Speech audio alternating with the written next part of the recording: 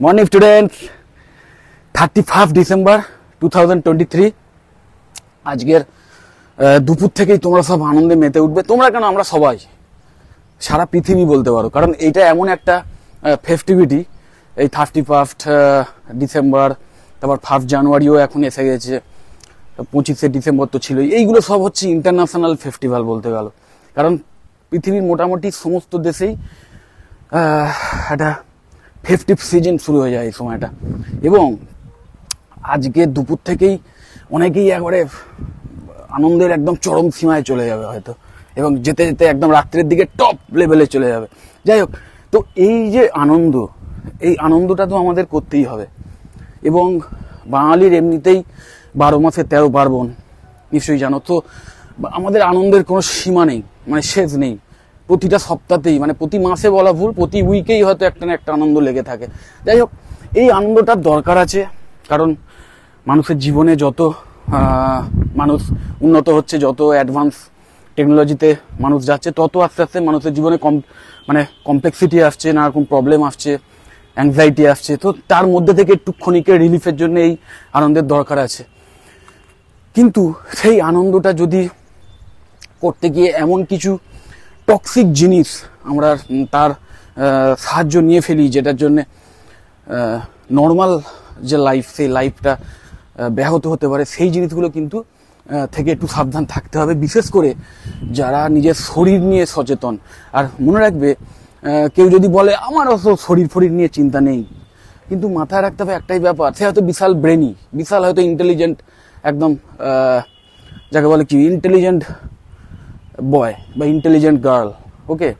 এবং একটা কুল সবসময় একটা মেন্টালিটিতে থাকে যে আমার ওসব শরীর ফরীর নিয়ে আমার ইন্টারেস্ট নেই, আমার ব্রেনই আমার কাফি। আমি এবারে বিশাল সুদোকু সলভ করে দিতে পারি, এবং যে কোনো ম্যাথামেটিক্যাল ইকুয়েশন মুখে মুখে আমি চোখ বোলালে করে দিতে পারি। আমার ব্রেনটা একদম ম্যাগনেটিক, কিন্তু আমার শরীর ফালতু জিনিস, শরীর নিয়ে কিচ্ছু নেই। তাদেরও আমি বলবো, তাদের এই চিন্তাভাবনাটা ভয়ঙ্কর ভুল। কারণ এই শরীরের মধ্যেই যে মন আছে, সেই মনের মাধ্যমেই কিন্তু আমরা এই সমস্ত ডিসিশনগুলো নিচ্ছি। তো শরীর যদি খারাপ থাকে, আস্তে আস্তে খারাপ হয়, বা শরীর যদি কোনো কারণে এফেক্টেড হয়, তাহলে মনও খারাপ হবে, এবং ব্রেনও আস্তে আস্তে এফেক্টে পড়ে যাবে, ব্যাড এফেক্টে পড়ে যাবে। সো শরীর থেকেই তো সব কিছু। আজকের শরীর ঠিক আছে বলে, বা শরীর আছে বলে আমরা সমস্ত কাজকর্ম করছি বা সব কিছু চিন্তাভাবনা করছি, শরীর আছে বলে। তো সেই শরীরকে তো ভালো আগে রাখতে হবে না।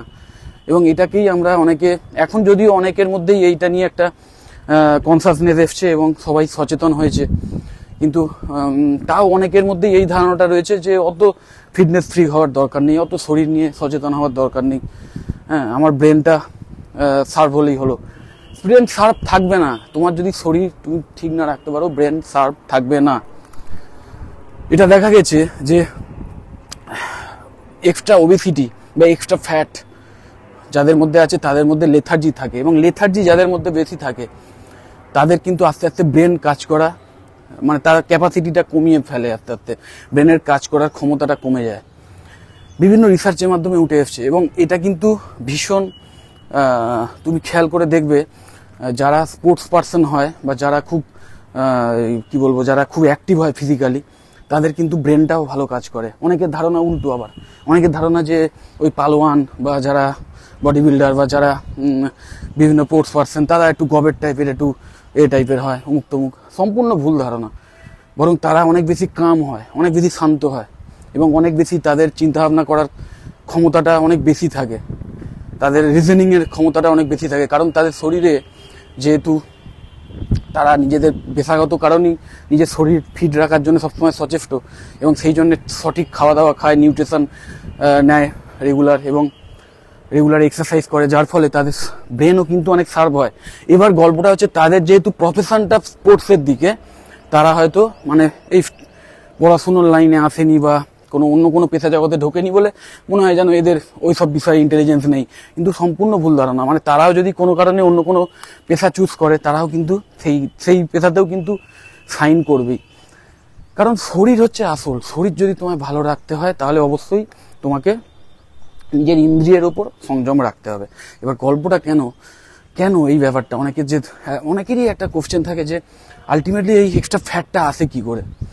এক্সট্রা ফ্যাটটা আসে আমাদের মানুষের যে শরীর, সেই শরীর অ্যাকচুয়ালি আমরা তো পেয়েছি আমাদের পূর্বপুরুষের থেকে, মানে আমরা আমাদের বাবা মার থেকে পেয়েছি, তারা আমাদের বাবা মারা তাদের বাবা মার থেকে পেয়েছি, এইভাবে মানে হাজার হাজার লক্ষ লক্ষ প্রজন্ম ধরে আমরা কিন্তু আসছি। এবং আমাদের পূর্বপুরুষরা, অনেক আগেকার পূর্বপুরুষরা, আজ থেকে 200-300 বছর আগেও যদি চলে যাও তাহলেও দেখবে যে তখনও কিন্তু মানুষকে খাওয়া দাওয়া আরোহণ করার জন্য বা কাজকর্ম করতে গেলে অনেক বেশি মুভ করতে হতো। এত গাড়ি ঘোড়া এইসব ছিল না, ম্যাক্সিমাম কাজকর্ম হেঁটে হেঁটে করতে হতো। তারও আগে যদি চলে যাও তখন দেখবে যে মানুষকে যে চাষবাস, সেই চাষবাসটাও নিজেদের চাষবাসটা নিজেদেরই করে নিতে হতো, মানে নিজেদের খাবারের জন্য যে শস্যটা সেটা তাদের নিজেদেরই হয়তো উৎপাদন করতে হতো। কারণ তখন এত ফার্টাইল জমি ছিল না, এত সার বা এত নানা রকম যে কেমিক্যাল যুক্ত নানা রকম ব্যবস্থা এসে গেছে বা অ্যাডভান্স টেকনোলজি এসে গেছে, যার মাধ্যমে হয়তো খুব অল্প সংখ্যক কৃষক তারা প্রচুর লোকের জন্য খাবার দাবার বানাচ্ছে, সেইটা তখন সম্ভব ছিল না। সেই কারণে অনেক মেজরিটি একটা মানুষ তারা কৃষিকার্যের সঙ্গেই যুক্ত ছিল বা পশুপালনের সঙ্গে যুক্ত ছিল, এবং যার ফলে তাদের প্রচুর খাটতে হতো, প্রচুর হার্ড অ্যান্ড সোল পরিশ্রম করে তবে সেই শস্যটা আরোহণ করতে হতো। তারও আগে যদি চলে যাও তখন কৃষিকার্যই আবিষ্কার হয়নি, মানুষ কৃষি করতেই শিখতো না, তখন মানুষ পশু শিকার করে খাবার খেত। এবং তখন সেই যে পিরিয়ডটা মানুষ যখন শুধু পশুপালন বা পশু পালনও নয়, মানে পশু শিকার করে যে খাদ্য উৎপাদন করাটাই মানুষের মেন জীবিকা ছিল, পশু শিকার করে বা বিভিন্ন জায়গা থেকে ফল আরোহণ করে খাবার সংগ্রহ করাটাই মেন জীবিকা ছিল, যখন সেই পিরিয়ডটাই কিন্তু সবচেয়ে বেশি ছিল। মানে আমরা আজকের এই যে লাইফস্টাইলটা লিড করছি এটা হয়তো 200-300 বছর কি 1000 বছর পুরনো, যদি আর একটু তুমি কৃষিকার্যটাকেও অ্যাড করে নাও, 1000 বছরের পুরনো হয়তো আমরা 1000 কি 2000 বছর আগেকার হয়তো অভ্যেস সেটা, কিন্তু তারও আগে মানে লাখ লাখ বছর ধরে অ্যাকচুয়ালি মানুষ কিন্তু মেনলি শিকার করেই খাদ্য আরোহণ করেছে। সো মানুষের কিন্তু ওই শিকারটা ধরার জন্যে মানুষকে কতটা পরিশ্রম করতে হতো বুঝতেই পারছো। বিভিন্ন বনে জঙ্গলে তাদের ছুটে বেড়াতে হতো প্রতিদিন, ঘুম থেকে উঠে মেন কাজ ছিল কি না আজকে যদি আমি একটা শিকার ধরতে পারি তবেই খেতে পারবো। এবং হয়তো দেখা গেল সারাদিন প্রচুর দৌড়াদৌড়ি করেও একটা হরিণের পেছনে একটা অন্য কোনো প্রাণীর পেছনে দৌড়াদৌড়ি করেও হয়তো শিকার পেলো না, আলটিমেটলি তাকে না খেয়ে শুতে হলো। সো ব্যাপারটা এমন ছিল যে খাবার দাবার খেতে পারবে কি না পাবে সেটা খুব আনসার্টেন ছিল। এবং মানুষের শরীর সেইভাবেই কিন্তু তৈরি ছিল। মানুষের শরীর তখন ছিল এরকমই যে মানুষের শরীরের মেকানিজমটা এরকমই ছিল, এই জন্যই এরকম হয়ে গেছে যে যখনই সে খাবার পেত তখন সেই খাবারটা যখন সে অনেকটা বেশি খেয়ে নিত একসাথে, খেয়ে নেওয়ার পর যে এক্সট্রা যে তার যে ক্যালোরিটা খাবার থেকে যেটা, সেইটা কিন্তু তার শরীরে ফ্যাট হিসেবে স্টোর হয়ে থাকতো। কারণ কি, যাতে 2 দিন কি 3 দিন হয়তো সে খাবার পেলো না, সেই সময় সেই স্টোরড ফ্যাট থেকে তারা এনার্জি পেত এবং বেঁচে থাকতো। ফ্যাটের হচ্ছে এটাই মেন মেকানিজম। ফ্যাট আমাদের শত্রু নয়, ফ্যাট আমাদের পরম বন্ধু। শরীর কখনোই এমন একটা জিনিসকে পুষবে না যেটা তোমার শত্রু হবে। ফ্যাট হচ্ছে তোমার ভবিষ্যতের সঞ্চিত খাদ্য। সো এই যে মেকানিজমটা মানুষের মধ্যে তৈরি হয়ে গেছিল, সেইটাই এখনকার যুগে হয়ে গেছে যে মানুষ বসে বসেই সবকিছু খাবার দাবার পেয়ে যাচ্ছে, বা এমন কাজকর্ম করছে যে কাজকর্মের মধ্যে ফিজিক্যাল অ্যাক্টিভিটি সেরকম থাকছে না, যার ফলে তার ক্যালোরি আরও কম খরচ হচ্ছে সারাদিনে, অথচ সে যখনই চাইছে সে খাবার দাবার বাড়িতে ঘরের মধ্যে পেয়ে যাচ্ছে বা একটু দূরে গেলেই হয়তো পেয়ে যাচ্ছে, এবং বেশি খেয়ে ফেলছে। ক্যালোরি যেটুকু তার দরকার ছিল তার চেয়ে অনেক বেশি খেয়ে ফেলছে, এবং তার ফলে তার শরীরে আস্তে আস্তে ফ্যাট স্টোর হচ্ছে। এবং এইটা কিন্তু একটা সাইকেলের মধ্যে পড়ে যায় আস্তে আস্তে। আর বিশেষ করে আমাদের যে এখন যে প্রসেসড যে ফুডগুলো, তার মধ্যে সুগার আছে বা ময়দা আছে, এই টাইপের ফুডগুলো হচ্ছে মানে এক ধরনের মানে নেশার মতো দ্রব্য বলতে পারো। এগুলো এক ধরনের ব্রেনকে খুব হ্যাপি করে। তো এই খাবারগুলো এমনিতেই যখন আমরা খাচ্ছি তখনই ব্রেনের মধ্যে খুব একটা হ্যাপি সিগন্যাল আসে, এবং যার ফলে হচ্ছে কি আমরা যখনই একটু মুডটা খারাপ থাকে আমরা একটু মিষ্টি খাবার বা একটু ওই মানে চর্বি জাতীয় মিষ্টি এবং চর্বি মেশানো খাবার, এই টাইপের জিনিস এইগুলো খেয়ে বা ময়দা জাতীয় জিনিস খেয়ে আমরা খুব হ্যাপি হয়ে যাই। সঙ্গে সঙ্গে একটা হ্যাপিনেস ব্রেনের মধ্যে কাজ করে, এবং তার ফলে আমরা আবার ওইটার মধ্যে অ্যাডিক্টেড হয়ে পড়ি। এবং যখনই হ্যাপিনেসটা থাকে বেশ ভালো লাগে, আবার কিছুক্ষণ যখন খাচ্ছি না তখন আবার একটু মুডটা খারাপ হয়ে গেলে আবার ওই খাবারটা খেলাম, তবেই মুডটা বেশ ভালো লাগলো। এবং এর ফলে এই সাইক্লিং একটা এফেক্টে চলে আসছে, এবং তার ফলে যে এক্সট্রা ক্যালোরিটা সেটাই ক্রমাগত স্টোর হচ্ছে আমাদের বডিতে। এবং এই যে এক্সট্রা ফ্যাটটা, সেই এক্সট্রা ফ্যাটটা আস্তে আস্তে আমাদের শরীরের ভেতরের যে অর্গানগুলো তার চারপাশেও আস্তে আস্তে স্টোর হয়। বিশেষ করে এই সমস্ত প্রসেসড ফুড অতিরিক্ত পরিমাণে খেলে এটা হবেই। এবং ফিজিক্যাল অ্যাক্টিভিটি যদি সেই লেভেলে না থাকে, যেটাকে ভিসেরাল ফ্যাট বলে, যেটা কিন্তু ভয়ঙ্কর ক্ষতিকর, যেটা থেকে ভবিষ্যতে লিভারের ভয়ঙ্কর ড্যামেজ হতে পারে। এবং এই যে এক্সট্রা ফ্যাটটা ঢুকছে বা ব্লাডেও যে এক্সট্রা কোলেস্টেরল ঢুকছে বা এক্সট্রা কোলেস্টেরল যেটা সারাক্ষণ যদি ব্লাডে ঘোরাফেরা করে, তার ফলে নানা রকম প্রবলেম সৃষ্টি হয়, যে উচ্চ রক্তচাপ যেটাকে বলে, বা স্ট্রোক হওয়ার সম্ভাবনা, হার্ট অ্যাটাক হওয়ার সম্ভাবনা, এগুলো ভীষণ বেড়ে যায়। সুগার বাড়বে আস্তে আস্তে, লিভার আস্তে আস্তে ড্যামেজ হয়ে যেতে যাবে, মানে মানে মানে হয়ে যাবে আর কি। এবং তারপরে অন্যান্য অর্গানগুলো আস্তে আস্তে ড্যামেজ হতে থাকবে। তো ভয়ঙ্কর একটা মানে খারাপ পরিস্থিতি সৃষ্টি হবে যদি তুমি কনসাসলি এই ব্যাপারটাকে চেক না করো। এবং এই ব্যাপারটাকে চেক করতে গেলে তোমাকে কি করতে হবে, তোমাকে দুটো তিনটে জিনিস, খুব সিম্পল জিনিস, সেইগুলোকে তোমাকে ফলো করতে হবে। এক হচ্ছে যতক্ষণ না খিদে পাবে ততক্ষণ খাবে না। এবার অনেকে বলে যে আমার খিদে পেয়ে যায়, কি করব, খিদে পায়, না খেলে আমার মাথা ঘোরে, অমুক তমুক এইসব। এইটাকে তোমাকে ইন্দ্রিয় সংযম করতে হবে। এইগুলোই এক ধরনের নেশার। হয়তো এই খিদেটা অনেক ক্ষেত্রে সত্যি খিদে, আর অনেক ক্ষেত্রে দুষ্টু খিদে বলে একটা আমাদের বাঙালিদের মধ্যে চল আছে কথার। মানে আমরা অনেক সময় বুঝতেই পারি না যে সেটা খিদে কি আসল খিদে না সঠিক খিদে নয়, এরকম একটা ব্যাপার। তো মেন জিনিসটা যেটা তোমাদের ফোকাস করতে হবে, যে প্রতিদিন উইকে অন্তত প্রত্যেক দিন না হলে অন্তত 3 থেকে 4 দিন বা 5 দিন যদি করতে পারো আরো ভালো, ইন্টারমিডিয়েন্ট ফাস্টিং করতে হবে। মানে আমাদের অ্যানসেস্টাররা যেমন একটা সময় খাবার দাবার পেতো না বলে খেতো না, আমাদের খাবার দাবার পাওয়া সত্ত্বেও আমাদের কিছুটা টাইম গ্যাপ রাখতে হবে যাতে আমরা সেই সময়টা খাবার না পাই। কারণ আমাদের শরীর সেইভাবেই তৈরি। আমাদের শরীর কখনোই নির্দিষ্ট টাইম অন্তর অন্তর খাবার পেয়ে পেয়ে অভ্যস্ত নয়।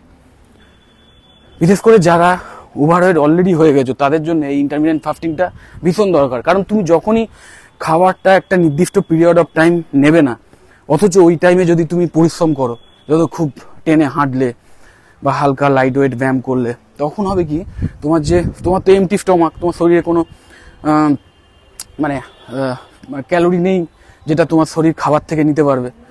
তখন সেই এক্সট্রা যে ক্যালোরিটা সেটা তোমার স্টোর যে ফ্যাট সেইটা থেকে নেবে, যেটাই তোমার দরকার। কারণ কি, ওই ফ্যাটটা থেকে যদি সেই ক্যালোরিটা তখন নেয় শরীর, তাহলে আস্তে আস্তে তোমার ওই স্টোরড ফ্যাটটা কমতে থাকবে। সোজা হিসাব। এবং এটা কখনোই কিন্তু তুমি যদি সারাদিন অল্প অল্প করে প্রতি 2-3 ঘন্টা অন্তর অন্তর খেয়ে যাও বা 4 ঘন্টা অন্তর অন্তর যদি অল্প অল্প খেয়ে যাও, তাহলে কখনই কিন্তু এই প্রসেসটা খুব ভালোভাবে হবে না। কারণ শরীরের মধ্যে যখনই খাবার ঢোকে, বিশেষ করে কার্বোহাইড্রেট জাতীয় জিনিস বা প্রোটিন জাতীয় জিনিস, রিফাইন্ড প্রোটিন জাতীয় জিনিস, এগুলো যদি ঢোকে, তখন কিন্তু ইভেন ফ্যাট জাতীয় জিনিসও যখন ঢুকবে শরীরে, যে কোনো খাবারই যখন শরীরে ঢুকবে, যে কোনো ক্যালোরিযুক্ত খাবার, সঙ্গে সঙ্গে আমাদের শরীরে ইনসুলিন বলে একটা হরমোন, সেটা আপ হয়ে যায়। এই ইনসুলিন হরমোন আপ হওয়া মানেই তোমার শরীরের যে ফ্যাট বার্নিং প্রসেস সেটা বন্ধ হয়ে যাবে। এবার তুমি যদি ক্যালোরির ডেফিসিটেও থাকো, ধরো তুমি সারাদিনে টোটাল 4-5 বারে খেলে, কিন্তু তুমি সারাদিনে তোমার যেটুকু দরকার তার চেয়ে কমই খেলে, তাহলেও তোমার শরীরে কিন্তু ফ্যাট বার্নিংটা মানে অনেক ব্যাহত হবে। কারণ ইনসুলিন সবসময় তোমার হাই থাকছে, কারণ তুমি 3-4 ঘন্টা অন্তর অন্তরই খাচ্ছ, হয়তো অল্প খাচ্ছ কিন্তু 3-4 ঘন্টা অন্তর অন্তরই খাচ্ছ। তারপরে ইনসুলিন সবসময় স্পাইক হয়ে যাচ্ছে, অথচ তোমার শরীরে এক্সট্রা ক্যালোরির দরকার, কারণ তুমি সারাদিনে টোটাল খাবারটা কম খাচ্ছ। তো সেই এক্সট্রা ক্যালোরিটা শরীর তখন তোমার মাসেল থেকে নেবে, সেটা ভয়ঙ্কর খারাপ জিনিস, মাসেল লুজ হয়ে যাবে। আর যদি তুমি মানে সেই ক্যালোরিটা যদি কম না নাও, তাহলে তো অবশ্যই তোমার শরীর থেকে কোনো মানে ফ্যাট তো কাটবেই না, উল্টে আরো ফ্যাট স্টোর হবে। দুটোই খারাপ। এবং তার মধ্যে যেটা প্রথম, সেটা আরো বেশি খারাপ, যে তোমার শরীরে ফ্যাট কাটছে না অথচ মাসেল কেটে যাচ্ছে, এবং তার ফলে তুমি হয়তো রোগা হচ্ছে। তুমি ভাবছো যে আমি বেশ ওয়েট কমে যাচ্ছে, বেশ রোগা লাগছে। আসলে রোগাটা লাগছে তোমার ফ্যাটটা ঝরে নয়, তোমার শরীরের মাসেলটা ঝরে। আর মাসেল কিন্তু সবচেয়ে important, one of the main important thing in your body, muscle. এই যে কথাটা বলছি, কথাটাও আমি মাসেলের মাধ্যমেই বলছি। এই হাঁটছি, মাসেল আছে বলেই হাঁটতে পারছি। তো মাসেল সবসময়তেই আমাদের বরং যেটা আছে সেটা তো প্রিজার্ভ করার চেষ্টা করতেই হবে, বরং চেষ্টা করতে হবে আরো যাতে এটা বাড়াতে পারি। তো মাসেল ঝরে যাওয়াটা সবচেয়ে ভয়ঙ্কর জিনিস। টার্গেট রাখতে হবে একটাই, যে ফ্যাটটা যাতে ঝরানো যায়, অথচ মাসেলটাকে যাতে প্রিজার্ভ করা যায়, অ্যাটলিস্ট বাড়াতে না পারি, অ্যাটলিস্ট যেটা আছে সেটা যাতে প্রিজার্ভ করতে পারি। তার জন্য ওয়ান অ্যান্ড অনলি ওয়ে, বিশেষ করে যারা ওভারওয়েট তাদের জন্য, সেটা হচ্ছে ইন্টারমিডিয়েন্ট ফাস্টিং করতে হবে উইকে অন্তত 4 থেকে 5 দিন। এটা করো ইন্টারমিডিয়েন্ট ফাস্টিং। যদি ব্যাপারটা কি না জানো তাহলে অবশ্যই আমার আগেকার ভিডিওগুলো দেখতে পারো, বা গুগলে প্রচুর অন্যান্য মানে সাইটও মানে ইউটিউবে পেয়ে যাবে, সেগুলো থেকেও দেখে নিতে পারো ইন্টারমিডিয়েন্ট ফাস্টিং কি। আমাকে জিজ্ঞেস করতে পারো, আমাকে কমেন্ট করে জানতে পারো, আমাকে কল করতে পারো, আমি তোমাদের অবশ্যই ডিটেলে বলে দেবো যে কিভাবে তোমার ইন্টারমিডিয়েন্ট ফাস্টিং করা উচিত। এটা ভীষণ ইম্পর্টেন্ট। তুমি একটা দিন, এই যে ধরো ফেস্টিভ সিজন আসছে বা এখন চলছে, এবং উল্টো পাল্টা খাওয়া দাওয়া মাঝে সাঝে হবে, উইকে 1 দিন 2 দিন করে হয়ে যাচ্ছে, এবং তখন হয়তো অনেক হার্ড ড্রিঙ্কসও করে ফেলছো, মানে সোজা কথায় মদ খেয়ে ফেলছো, এবং সেই যে এক্সট্রা ক্যালোরি, বা মদের তো শুধু ক্যালোরি নয়, তার সঙ্গে আরো ভয়ঙ্কর কিছু সাইড এফেক্ট আছে। কারণ মদ হচ্ছে তুমি যখনই খাচ্ছ সেটা যে ইথানলটা ঢুকছে শরীরে, সেইটা আলটিমেটলি অ্যাসিটালডিহাইডে কিছুক্ষণের জন্য কনভার্ট হয়, সেটা কিন্তু ভয়ঙ্কর বিষ। সেই সময় পিরিয়ডটুকু কিন্তু ভয়ঙ্কর, এবং তার সেই সময়টুকুই শরীরে কিন্তু এমন ক্ষতি করে দেয় মদ, যে সেটা ইনর্মাল। তা নিয়ে আমি এর আগে ভিডিও করেছি, আরো করবো, সেটা তো ভয়ঙ্কর বটেই। কিন্তু মোট কথা যে এক্সট্রা ক্যালোরিটা আমরা মাঝে সাঝে এই ফেস্টিভ সিজনে নিয়ে নিই, সেটাকেও ব্যালেন্স করার জন্য ইন্টারমিডিয়েন্ট ফাস্টিং হচ্ছে বেস্ট অফ দ্য বেস্ট মানে ওয়ে। এই ইন্টারমিডিয়েন্ট ফাস্টিং পিরিয়ডে আমরা যখন খাই না, তখন শুধু যে ক্যালোরিটা কম যায় তা মানে যায় না তা নয়, তার সঙ্গে সঙ্গে যে আমাদের ওই যখন খাচ্ছি না আমরা, পেট যখন খালি থাকছে, তখন একটা বড় পিরিয়ড অফ টাইম যখন পেটটা খালি থাকছে, তখন আমাদের শরীর বিভিন্ন গুড হরমোন, যে হরমোনগুলো শরীরে না ঘুমিয়ে থাকে, সেই হরমোনগুলো যখন জেগে ওঠে, এবং তার ফলে টেস্টোস্টেরন বা আমাদের যে এই যে হরমোন, হিউম্যান গ্রোথ হরমোন, এই সমস্ত হরমোনগুলো অ্যাক্টিভ হয়ে শরীরের যত রকম মানে রিপেয়ারিং কাজকর্মগুলো সেগুলোকে ঠিকঠাক করে, এবং আমাদের যে ইমিউনিটি পাওয়ার সেটা অনেক বেড়ে যায়। এবং ফ্যাট তো অবশ্যই সাইড এফেক্ট হিসেবে কি হয় না, আমাদের ফ্যাটটা আস্তে আস্তে ঝরতে থাকে, এবং মাসেল প্রিজার্ভড হয়, কারণ টেস্টোস্টেরন হাই থাকে এমটি স্টমাকে। সো এনজয় করো, জীবনটা হচ্ছে এনজয়মেন্ট এবং ডিসিপ্লিন, দুটোরই রাখতে হবে।